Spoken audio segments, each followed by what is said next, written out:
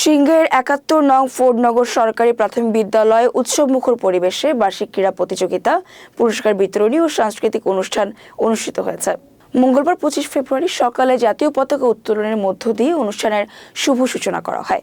উপজেলা প্রাথমিক শিক্ষা অফিসার সুলতানা আসমা খানের সভাপতিত্বে আয়োজিত এই অনুষ্ঠানে প্রধান অতিথি হিসেবে উপস্থিত ছিলেন বিশিষ্ট শিক্ষানুরাগী, ব্যবসায়ী ও সাবেক ছাত্রনেতা মোহাম্মদ ইকবাল হোসেন শামীম। বিশেষ অতিথি হিসেবে উপস্থিত ছিলেন নিরস টেকনোলজি অ্যান্ড ইঞ্জিনিয়ারিং লিমিটেডের ব্যবস্থাপনা পরিচালক প্রকৌশলী মোহাম্মদ নাজমুল হুদা খন্দকার, সিংহের উপজেলা প্রেস ক্লাবের সদস্য সচিব মোহাম্মদ সুজন মোল্লা, ম্যাক্স ফায়ার লিমিটেডের ব্যবস্থাপনা পরিচালক প্রকৌশলী মোহাম্মদ আনিসুজ্জামান, কালিয়াকৈর সরকারি প্রাথমিক বিদ্যালয়ের প্রধান শিক্ষক মোহাম্মদ জুবাইর হোসেন, সিংহের পাইলট বালিকা উচ্চ বিদ্যালয়ের প্রধান শিক্ষক মোহাম্মদ আবু বকর সিদ্দিকী ও গোবিন্দল ঘোনাপাড়া মডেল উচ্চ বিদ্যালয়ের প্রধান শিক্ষক মোহাম্মদ শাহিদুল ইসলাম সরকার। অনুষ্ঠানে শিক্ষার্থীদের অংশগ্রহণে নানা ধরনের ক্রীড়া প্রতিযোগিতা ও সাংস্কৃতিক পরিবেশনা অনুষ্ঠিত হয়। শেষে বিজয়ীদের মাঝে পুরস্কার বিতরণ করা হয়।